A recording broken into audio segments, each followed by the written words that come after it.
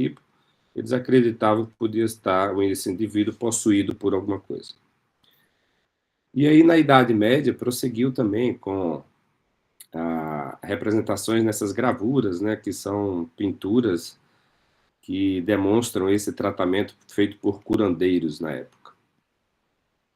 Bom, e o que é epilepsia? Nós temos duas definições, tá? A doença e a crise, tá? A doença, a epilepsia, ela é um distúrbio crônico caracterizado por crises epilépticas recorrentes e consequentes da predisposição persistente do cérebro para gerar os eventos. Então, a gente já aprende aqui que a epilepsia é genética, tá? Claro, existem crises convulsivas desencadeadas por situações que desencadearam, né? Assim, por exemplo, o trauma, o AVC, a hipoglicemia, o excesso de álcool. Então, aí é uma crise que foi provocada, tá? A epilepsia por si só, não sendo provocada por nenhum fator externo ou por nenhuma situação orgânica momentânea, ela é genética, é uma predisposição, ok? Bom, e a crise? Por que é que se chama de crise epiléptica?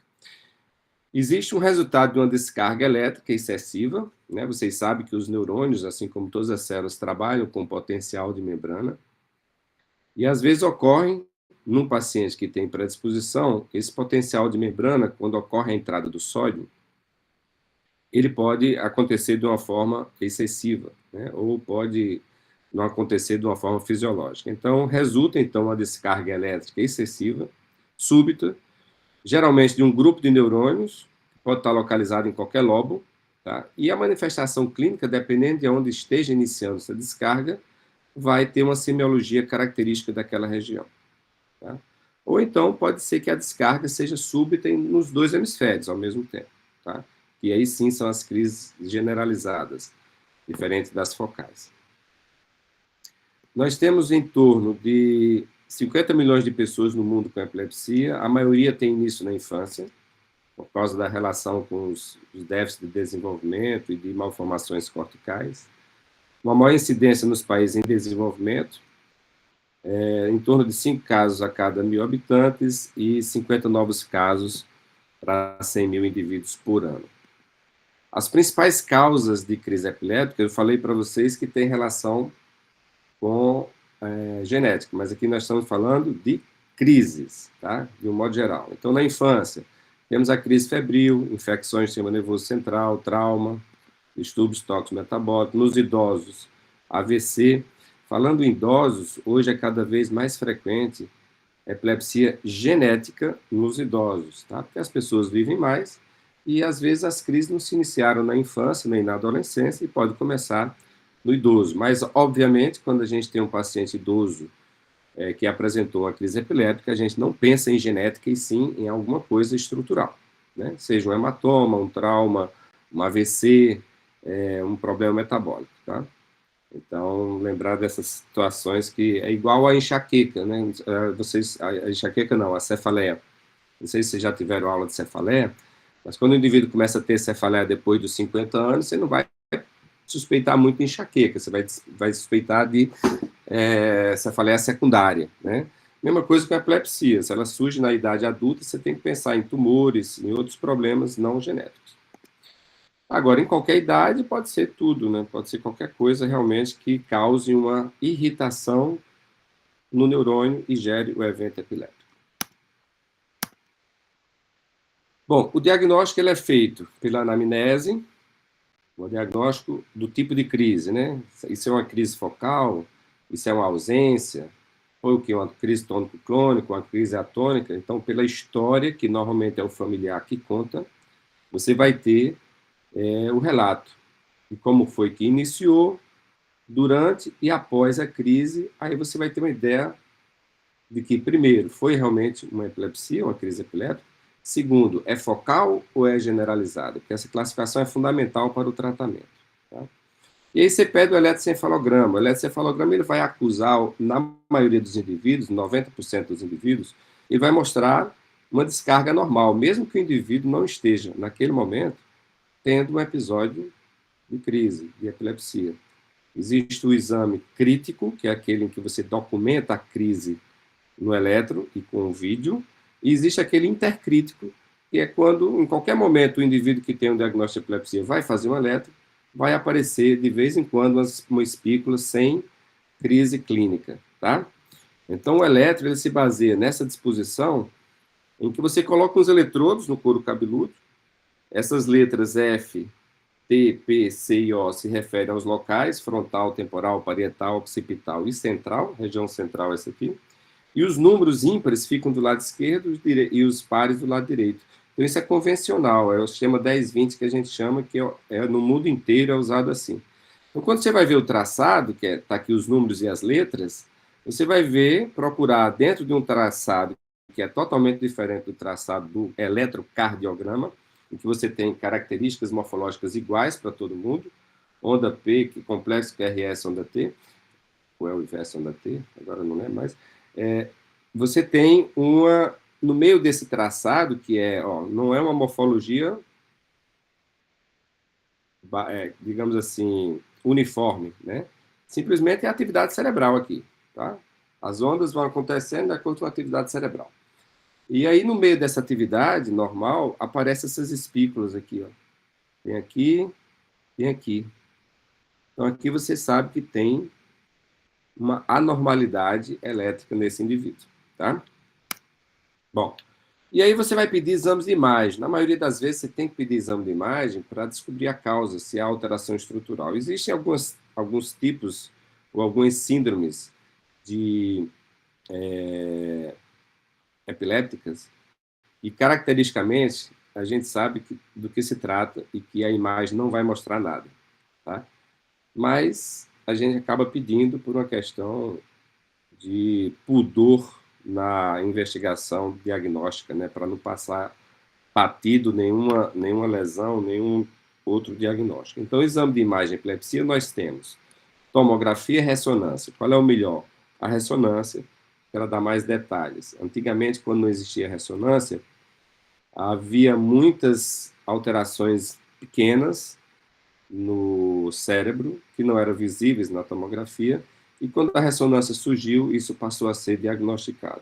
A tomografia ela é importante ainda em algumas situações, como vocês sabem, no trauma, para ver sangue, hematoma, é melhor a tomografia do que a ressonância, então se usa no trauma tomografia. No AVC hemorrágico, se usa tomografia. Quando você quer ver calcificação, melhor a tomografia. Então, por isso que em epilepsia, a tomografia ela é melhor para ver calcificação. Então, no nosso meio, é frequente a ocorrência de neurocisticercose como uma causa de epilepsia. Então, muitas vezes, se você olhar isso aqui na ressonância, você não percebe que isso aqui é calcificação, porque a ressonância ela não é boa para ver osso, né? Então, quando a calcificação ocorre, é como se ela fosse um pequeno fragmento ósseo, né? Então, ela é melhor. Mas, de um modo geral, em todo paciente que tem epilepsia, se você quer pedir um exame de imagem, vocês devem eleger a ressonância, tá? E aqui um motivo porque a ressonância é melhor do que a tomografia. Existe um tipo de problema que é muito comum na epilepsia, como causa de epilepsia, que é essa atrofia do hipocampo. Tá? Se você olhar aqui na imagem T1, vocês vão ver que esse hipocampo está menor do que esse aqui, ó. Esse está do tamanho normal. A gente sabe que está do tamanho normal porque ele está preenchendo o ventrículo, o corno temporal. Está quase todo preenchido. Aqui não, está sobrando espaço, né? Então há uma atrofia. E se você olhar o tecido aqui, ó, ele está hipointenso, diferente desse aqui, que está isointenso. E quando você faz o flare, essa hipointensidade fica brilhante, né? É o que nós chamamos de esclerose mesial temporal, ok? Tá hiperintenso. Então, a esclerose mesial temporal, você não consegue ver isso na tomografia, tá? Bom, dito isso, essa introdução, nós vamos agora para os tipos de crise epiléptica. Nós temos as crises que são de início generalizado, ou seja, o indivíduo começa a uma descarga bilateral simultânea, essa Essas crises ela podem ser motoras, quando tem componente motor tônico ou clônico, ou não motora, quando o indivíduo não exibe nenhum movimento de contratura, de clonos, né? Então, são as ausências, por exemplo. Tá? Nós temos as crises de início focal, e aí nós temos dois tipos.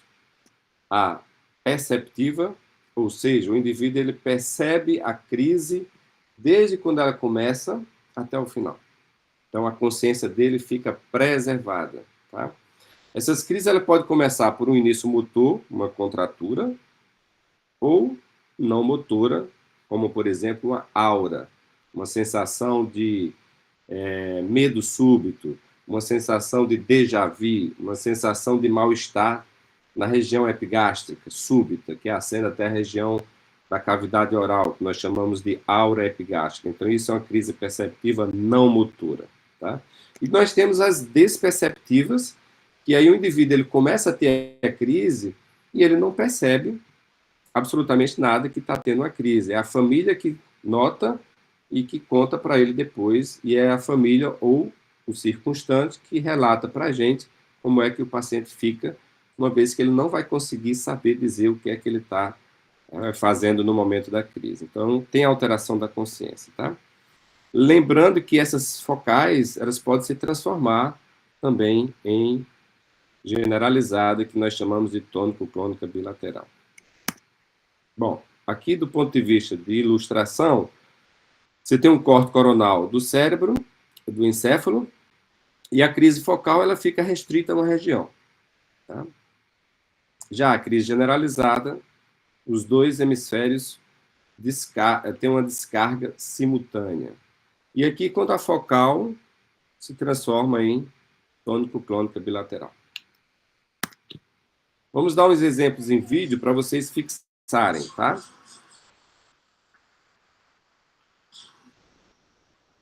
Então, aqui temos uma criança, ela está consciente ou está inconsciente? Quando a gente fala inconsciente, não é porque desmaiou, não é porque está dormindo, né? A gente fala na percepção do conteúdo. Então, como ela está brincando, ela está consciente, obviamente. Então, vocês percebem aqui que do lado esquerdo da face há umas contraturas, né? Uns clonos, tá? Os abalos na face. Então, isso é uma crise focal perceptiva do tipo motora clônica.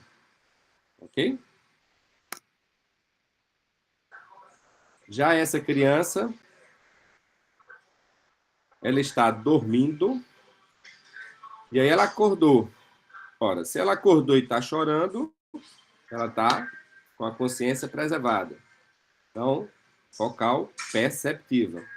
E no caso aqui, ela fica enrijecida. Né? Então, isso aqui é uma crise tônica. Então, clônica, abalos. Tônica, enrijecimento. Bom, aqui eu vou só parar o vídeo um pouquinho. Aqui é o seguinte, ela vai relatar o que está sentindo. Então, ela relata uma sensação de adormecimento no lado esquerdo. Tá? E relata uma sensação de um mal-estar súbito. Esse mal-estar é como se fosse aquela náusea quando algum alimento faz mal, né? Só que aquela náusea do alimento ela é persistente, né? Essa não, é uma coisa súbita que dura segundos, como se fosse vomitar. Tá? Então, nós chamamos de aura epigástrica. É um tipo de crise focal muito sugestiva da região da amígdala temporal. Tá? Então, ela relata esse fenômeno. Claro, mas você pode perguntar, está com a dormência do lado do corpo, não é um AVC? Não, porque é uma coisa súbita, né? Dura, claro, você vai fazer diagnóstico diferencial com isquemia cerebral transitória, mas aí tem todo um componente de predisposição, do modo de apresentação, do tipo de déficit, da duração. Isso dura de 1 a 2 minutos no máximo, tá? E é uma sensação repetida, né, numa paciente que é relativamente jovem. Então, isso é... Agora sim, eu vou ligar o vídeo para vocês escutarem. E aquela gastura? Gastura. Ansiedade. Como se fosse uma ansiedade. E esse adormecimento começa antes ou depois dessa gastura? Não. antes. Mostra para mim com o dedo aonde que é esse amortecimento que você tem. É no braço. No braço. Tá? Começa primeiro qual... Então, esse é um tipo de crise focal perceptiva não motora, ou seja, não tem nenhum movimento motor, tem sensitiva, a gente pode dizer como uma crise focal perceptiva do tipo sensitiva e com aura epigástrica, tá? A mesma paciente, ela tem, deixa eu ver se tem a mesma aqui, só um segundo. A mesma paciente também tem a outra crise, ó, é desperceptiva. Você Tá? acha uma coisa? Pode perguntar, lembra da palavra-chave, da cor azul e deste objeto. Então, o técnico ele fica pedindo para ela identificar coisas para testar se ela está consciente ou não. Então, neste caso, ela não responde absolutamente nada. Então, alterou a consciência. Tá? Então, é a crise desperceptiva. Tá? E aí, observe essa postura aqui na mão direita. Ela fica como um estado de semicontração, que nós chamamos postura distônica. E veja que ela começa a movimentar como se quisesse ajeitar a roupa o tempo todo. É um fenômeno que a gente chama de automatismo, né? Nesse caso, automatismos gestuais. O paciente fica fazendo assim, ó, de um lado, ou fica fazendo o tempo todo, ajeitando a roupa, ou fica estralando a boca como se estivesse se alimentando. Então, nós chamamos isso de automatismo. Tá? Então, vou voltar para a crise para vocês verem que dura mais ou menos 2 minutos, tá? E tem essa postura... Ops.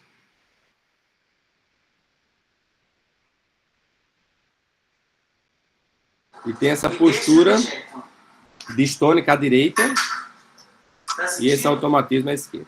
Tá? Levanta o braço esquerdo. Levanta o braço direito. Que figura é essa? Consegue nomear para mim? Levanta o braço direito. Que figura é essa? Fala para mim. Ok? Então, a crise focal. Aí você olha o eletro, nesse caso aqui, o eletro foi feito... Tem alguns pacientes que têm crises muito frequentes e a gente, em vez de pedir um eletroencefalograma simples, a gente pede um videoeletroencefalograma, que é exatamente esses casos que eu estou mostrando para vocês. O paciente ele fica sendo filmado, está sendo filmado e, ao mesmo tempo, os eletrodos colocados no couro cabeludo. Então, a gente vê durante a crise as descargas com mais exuberância. E vejam que é do lado esquerdo. Por que é que eu sei que é do lado esquerdo? Porque eu falei para vocês que os números ímpares ficam do lado esquerdo. Tá?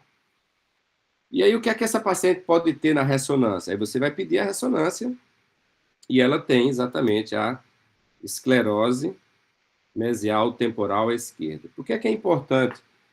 Primeiro, é importante diagnosticar exatamente a causa da epilepsia. Segundo, a gente agora sabe qual a medicação mais adequada para esses casos. Tá?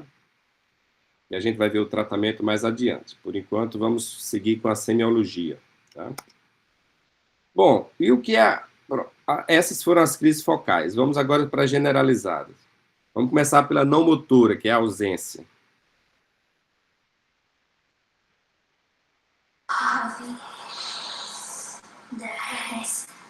Então, deixa eu primeiro falar e explicar o vídeo. Primeiro, para não confundir a ausência com a anterior, tá?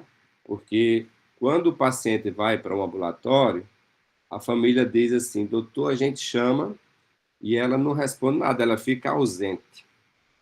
Mas não é uma crise de ausência. A crise de ausência é essa aqui, tá? A crise de ausência, ela é, às vezes, desencadeada pela hiperpneia, por isso que a gente pede para o paciente respirar mais rápido. Ela dura, em vez da anterior, que dura 2 minutos, ela dura apenas de 10 a 20 segundos. O paciente não tem automatismo, por isso que está de braço estirado para vocês verem, e ele não tem automatismos, ele não tem postura distônica, tá? Então, é diferente. Reparem a crise como é que é. Vai haver uma perda do contato visual, somente e rápido. E, rapidamente, o paciente volta ao estado normal. Ele vai começar a ter a crise agora.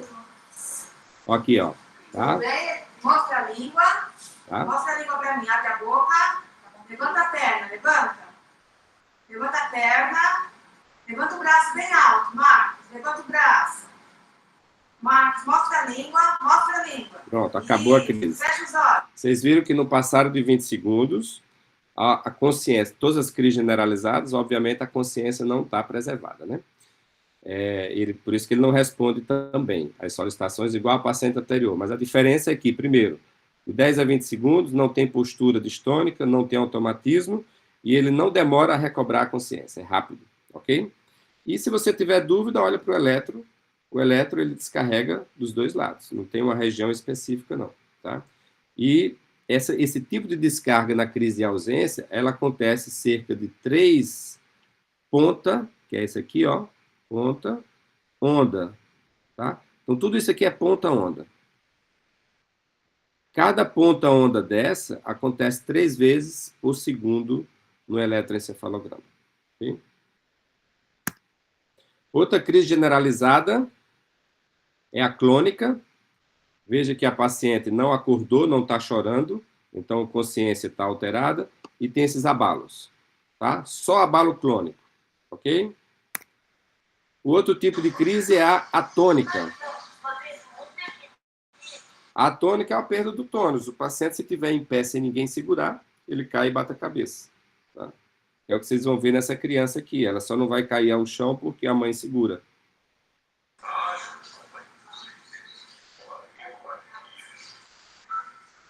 Ok? Essa é uma crise generalizada tipo atônica. E essa aqui, ó, quase imperceptível. Tá vendo esses abalos durante o sono? Ó?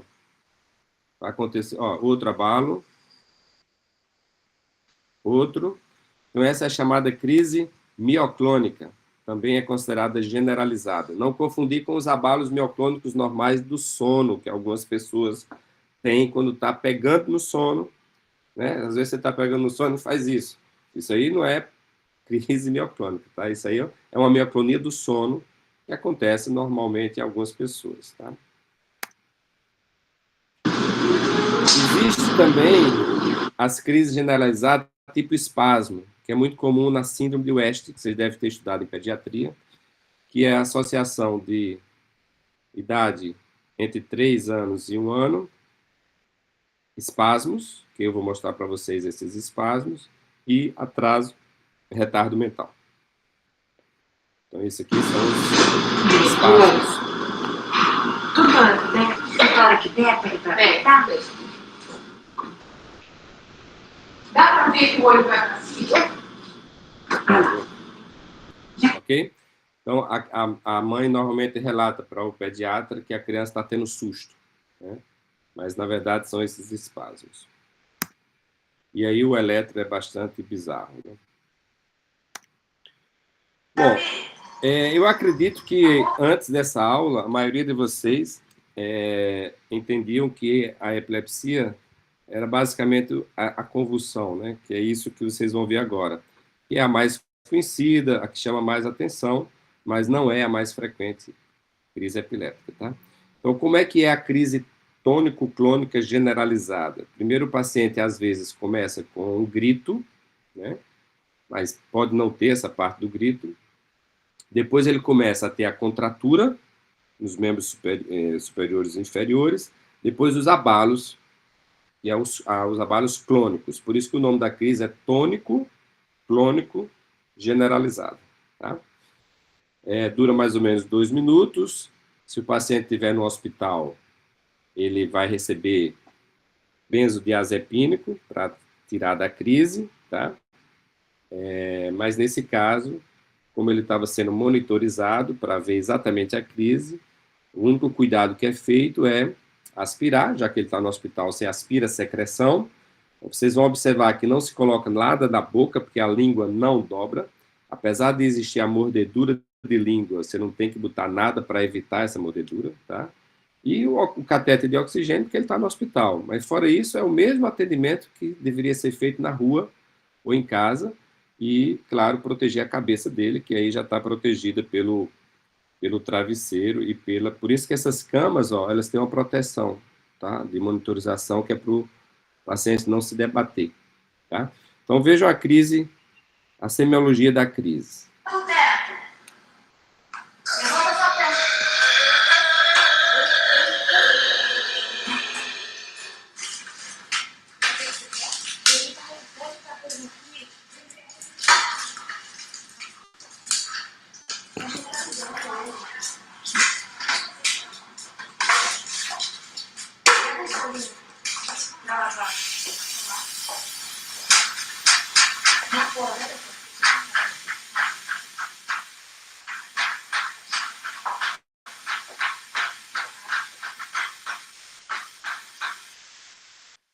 Nesse caso, optou-se por fazer o benzodiazepínico, porque o paciente já tinha sido monitorizado com várias crises e aí não interessava mais a gente deixá-lo tendo a crise, tá? Então, essa é a convulsão. Tá? Então, toda convulsão é epilepsia, mas nem toda epilepsia é convulsão. Isso aqui eu vou passar. Bom, existe um fenômeno que vocês têm que saber, que é muito frequente, que é a pseudocrise, que antigamente chamava pseudocrise, atualmente se chama evento não epilético, tá? Mas já passou por todos esses nomes aí. O evento não epilético é uma simulação de uma convulsão sem ser uma convulsão. Ocorre principalmente em pacientes que têm disforia de gênero ou pacientes que sofreram abuso sexual na infância, né? É uma forma de somatização de um problema psiquiátrico e que ocorre tanto em pacientes não epilépticos como em pacientes epilépticos. Às vezes eles têm os dois tipos. Como é que você diferencia se o paciente teve uma crise epiléptica realmente ou se é uma pseudocrise? Então, a crise epiléptica normalmente não passa de 2 minutos. O paciente mantém os olhos abertos ou discretamente semi-abertos, tá? Não há resistência para fechar os olhos. Ele pode ter incontinência e a mordedura de língua. Tá? Se tem mordedura de língua, não foi simulação, obviamente, porque morder a língua dói. Né? E o que é que sugere um evento não epiléptico? Fatores precipitantes, como estresse, paciente ser contrariado, uma alta frequência de crise sem nenhuma melhora com a medicação, porque na grande maioria das vezes a medicação melhora de algum modo. Tá? Doença psiquiátrica associada, movimentos fora de fase, que é diferente dessa semiologia que vocês viram. Tá? Então, eventos não epiléticos são crises, né, que se assemelham a crises epilépticas, sem a concorrência. Sim, tem mais, né? Além dessa semiologia que difere, você vai ver que no traçado não tem nenhuma alteração elétrica. Então, está feito o diagnóstico de que não é epilepsia. Bom, lembrar para vocês que tem a crise febril, que vocês devem estudar isso também na pediatria, né, que é um evento que ocorre entre 3 meses e 5 anos de idade, associado à febre. Significa dizer que não é a febre que é a causa, tá, gente, da epilepsia. A febre, ela faz parte do contexto. O paciente não tem infecção nenhuma, tá? Como é que é isso? O paciente está sem infecção nenhuma, aumenta a temperatura, chega a 37,5, 38, aí ele tem a crise. Isso é a crise febril, tá? E na maioria das vezes não precisa de tratamento. Elas desaparecem ao longo do tempo, mas em alguns casos precisa de tratamento se elas forem frequentes. Bom, vamos tratar agora esses pacientes. Então, se você vai escolher a droga, você tem que imaginar que a maioria, por isso que elas estão no mercado, a maioria é eficaz, tá? Qual é a diferença? É se o tipo é focal ou se é generalizada, tá? Então, se você fez um diagnóstico e o paciente tem crise focal, a opção é carbamazepina, ou, isso aqui está um pouquinho atrasado, ou o levetiracetam, tá? Se for focal, mas generalizou, mesma coisa, tá? Tem muita diferença, não. Agora, se é generalizada puramente, e é tônico-clônica, primeira opção, valproato. Se é ausência, é toxocimida ou valproato. Se for mioclônica, valproato e clonazepam. Se for autônica, valproato. Então, em suma, valproato serve para todas as generalizadas.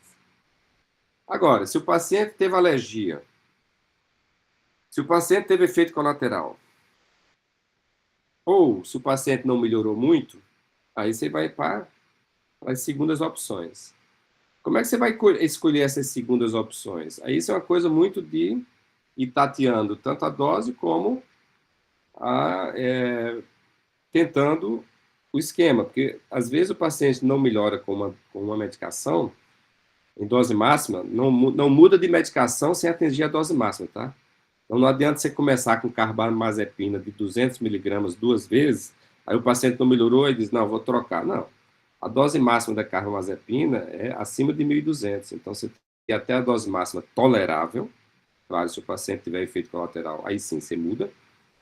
E aí vocês vão ver, dependendo do efeito colateral, às vezes você muda só a dosagem, tá? Porque tem efeito colateral dose dependente e tem efeito colateral que é independente da dose, não adianta você persistir com baixa dose que vai continuar. Então, aqui vocês têm que observar nessa tabelinha, vocês podem fazer o print dessa tabelinha, que tem os efeitos colaterais dose dependente, tá? Por exemplo, se o paciente tiver ataxia, diplopia, problemas cognitivos, náusea, vômito, sedação, leucopenia, você pode diminuir a dose para ver se melhora. Tá? Agora, se ele tiver alergia, ganho de peso, queda de cabelo, aumento do pelo aqui, bigodinho, hiperplasia genital, hepatotoxicidade, hiponatremia, não adianta diminuir dose, troca o remédio. Tá? Aí vamos lá. Eu chamo a atenção, como eu disse, vocês façam o print, que eu não vou falar de tudo, de todos aqui, mas eu chamo a atenção para duas situações aqui na dose dependente, que é a leucopenia, então a carbamazepina, ela dá frequentemente diminuição dos leucócitos, e dá também hiponatremia, tá? Então, a cada 6 meses, vocês têm que pedir em todo paciente que usa medicação antiepilética, o nome correto hoje em dia não é medicação antiepilética, tá? É fármaco anticrise. Vocês vão encontrar muito a sigla FAC, fármaco anticrise. E a hepatotoxicidade com valproato. Então, cuidado com valproato em pacientes com problemas hepáticos. E tem que acompanhar naqueles que também não têm problema hepático para ver se não está desencadeando hepatotoxicidade. Cuidado com as mulheres que não gostam de perder cabelo nem de ganhar peso. O valproato faz isso. Tá? E alergia, olha, qualquer um deles pode dar alergia, na verdade. Tá bom? Uma outra coisa que não está aqui é que tem um estudo em inglês, que saiu no New England, se não me engano, há alguns anos, que mostrou que de todas essas drogas, a mais teratogênica é o valproato. Então, evitem usar valproato em mulheres em idade fértil, principalmente naquelas que desejam engravidar. Porque uma boa parte dessas mulheres usando remédio, elas engravidam sem ser de forma planejada, e se ela estiver usando valproato, é um risco maior de ter uma malformação na criança. Então, por isso que a gente já evita usar em mulheres em idade fértil. Mas é uma excelente medicação, tanto para crise generalizada, como ela pode ser usada também, caso a carbamazepina não funcione, ela é usada também para crise focal, se a carbamazepina, como é a primeira escolha, não funcionar. Ok? Bom, mas aí vocês vão ter pacientes, vamos lá, vocês atenderam 100 pacientes. Utilizou de forma correta a droga. Como eu digo de forma correta? Primeiro, usou a droga correta para o tipo de crise, certo. Usou na dose certa. E tem certeza que o paciente não está esquecendo de tomar. Porque uma das principais causas de epilepsia refratária é o paciente esquecer o remédio. Porque esses remédios, quando você começa a usar, 2, 3 dias depois, eles atingem um nível sérico. É o nível de tratamento.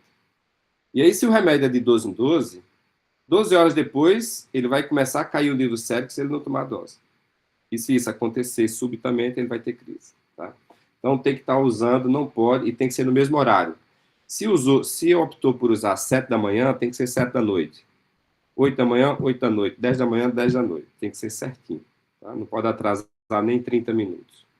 Então, se não é nada disso, o que é que está acontecendo? É que tem alguns pacientes, realmente, em torno de 20% a 30%, na verdade, que não respondem de forma alguma. São os que a gente chama de pacientes refratários, tá? Então, pacientes, em torno de, aqui está 36%, mas normalmente são 30%, porque surgiram novas drogas, e esse número reduziu mais um pouco. Então, a maioria melhora só com uma droga, tá?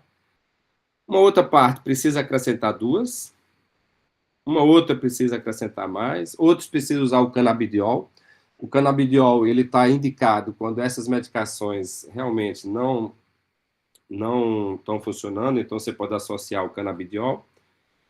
principalmente em crianças e principalmente em crianças que tenham algum atraso no desenvolvimento, tá? Isso aqui é só para mostrar um paciente que tinha crises atônicas, como ele caía com frequência, olha só as cicatrizes que ele tinha. Tá? Muito frequente essa ocorrência de trauma. Aqui um resumozinho, tá? Para vocês também fazerem um print aí, que é o seguinte, pacientes, se você controla bem na maioria, depois você tem que usar 2 drogas, controla mais um pouco, depois você usa até múltiplas, às vezes não controla absolutamente nada, então entra na candidatura da cirurgia, né? Então, são aqueles pacientes que você vai operar. Vai operar o que exatamente? Aí depende, se a crise é focal ou se é generalizada. Se é focal, você descobriu onde é o foco, você pode retirar o foco sem causar déficit, ok, uma chance de cura em torno de 80% a 90%. Se a crise é generalizada, você não tem como tirar nada, né? Ressecar absolutamente nada. Então, você vai tentar desconectar. Então, você faz calosotomia, você pode fazer, se a opção não for calosotomia, você pode implantar eletrodos na região, em regiões específicas para tentar inibir a crise, que é a neuromodulação. Então, aqui tem os tipos de cirurgia, né, que é a ressecção, chamada ressecção cortical, no caso, por exemplo, daquela esclerose mesial temporal, tá, que acomete o hipocampo, né? Então, ela normalmente é unilateral. Aí você faz teste no indivíduo, verifica que a memória dele já é prejudicada, que aquela esclerose já não tem função de memória. Então, você pode ir lá e fazer a ressecção. Ou, quando é generalizada, as desconectivas, né? Hemisferectomia funcional é o seguinte, alguns pacientes, como, por exemplo, crianças, eles têm a síndrome de Rasmussen, e essa síndrome de Rasmussen causa uma atrofia só de um hemisfério. E aí a criança ela começa a remapear as funções para o hemisfério saudável, e aí aquele hemisfério começa só a ser um gerador de crises epilépticas, né? Então acaba que é um hemisfério doente, e se você desconectar ele funcionalmente, você acaba tirando a criança, o paciente, dessas crises, e muitas vezes eles ficam curados e ficam só com o hemisfério mesmo funcionando adequadamente, tá? Então, o vídeo EEG, nós já vimos o papel deles, não preciso repetir isso aqui. O tratamento é indicado quando a medicação não funciona e quando você realmente tem uma opção cirúrgica que seja bom para ele. Ela tem cura exatamente porque tem alguns pacientes que melhoram. Esse tratamento da epilepsia, gente, ele é prolongado, tá? 3 a 5 anos, e aí você só tira a medicação depois que realmente as crises estiverem controladas. E nos casos em que não forem controlados, tem a opção cirúrgica. Os indivíduos podem dirigir veículos categoria B desde que estejam bem controlados há 1 ano sem crise, com plena adesão ao tratamento e um parecer do médico, ou se ele tiver em esquema de retirada, que não apresente crise mioclônica. Essa crise mioclônica ela é mais difícil de tratar, por isso que quando o paciente tem esse diagnóstico, a gente não libera para dirigir. Pode praticar esporte, obviamente deve evitar os radicais, pode casar e ter filhos, mas lembrar que a gravidez deve ser planejada, por causa do risco de malformação, mas você não retira a medicação, tá? A única que você retira é o valproato, aí você tem que trocar mesmo. Mas se ele estiver usando qualquer outra, é melhor manter do que tirar, porque se a gestante tiver crise, é pior para o bebê do que a medicação. Então, quando você atende uma paciente gestante que tem epilepsia, você vai manter a medicação, não vai diminuir dose nem nada. Se ela usar o valproato, aí sim você pode trocar para diminuir esse risco de malformação, tá? A medicação que atualmente tem menos problemas com a gravidez é o levetiracetam, tá? É o que dá menos problema de malformação congênita. Mas, de um modo geral, gente, assim, qual o risco de uma gestante ter uma malformação usando qualquer remédio? É menos de 7%, é de 7% para baixo. Então, é um risco baixo, por isso que a gente não diminui nem retira a medicação. Ok? Aqui já falamos. Pode amamentar, se o bebê ficar sonolento, aí você tem que interromper a amamentação e não a medicação. Tá? Ok. Ok, gente. Alguma pergunta? Deixa eu ver o chat aqui. O senhor poderia repetir, por favor, só quais são os tipos de crises focais? A perceptiva e a desperceptiva. A perceptiva é quando não há alteração da consciência. Ela pode ser motora e não motora. E a desperceptiva é quando há alteração na consciência. Então, está aqui, vou mostrar novamente. Perceptiva, consciência preservada, que pode ser de início motor, como é daquela criança que estava contraindo a face, ou início não motor, quando aquela mulher falou que era só a sensação de mal-estar. E a desperceptiva é quando tem alteração na consciência, que normalmente vem acompanhado de postura distônica e automatismo.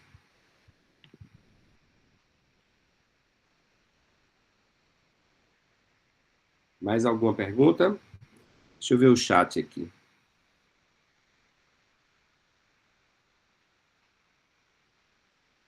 Bom dia, bom dia, bom dia, só bom dia.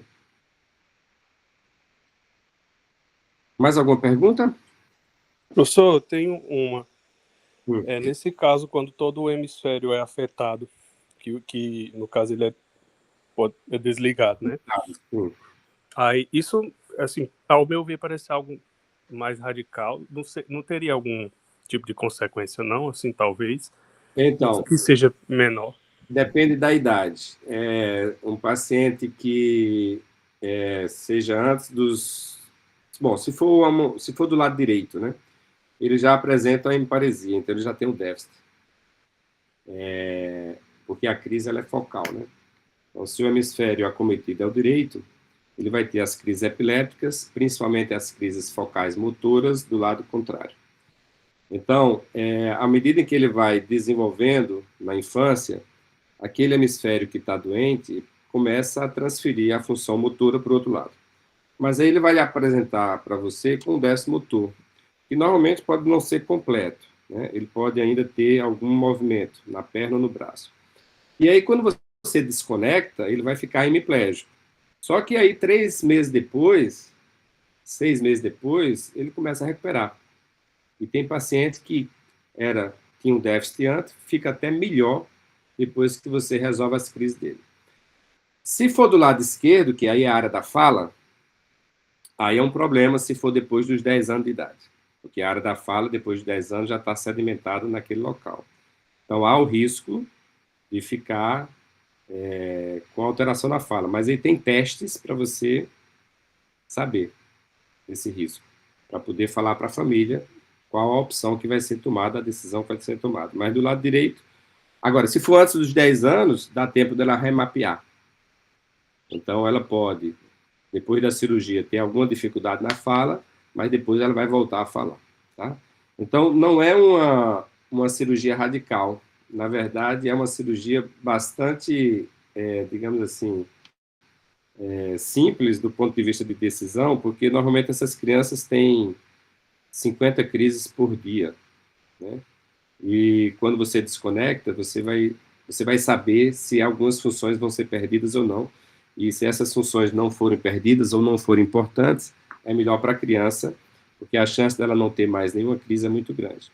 Vocês deem uma olhadinha em tratamento para hemisferectomia funcional, para síndrome de Rasmussen, procurem pesquisar isso, vocês vão ver que é bastante frequente esse tratamento e que é bastante eficaz. Tá? Obrigado, professor.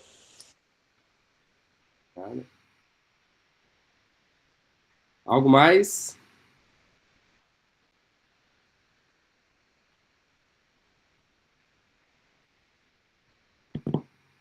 Tudo certo? Representante, posso me ausentar? Muito bom, professor, muito bom. Obrigado. Então, tenham uma boa semana.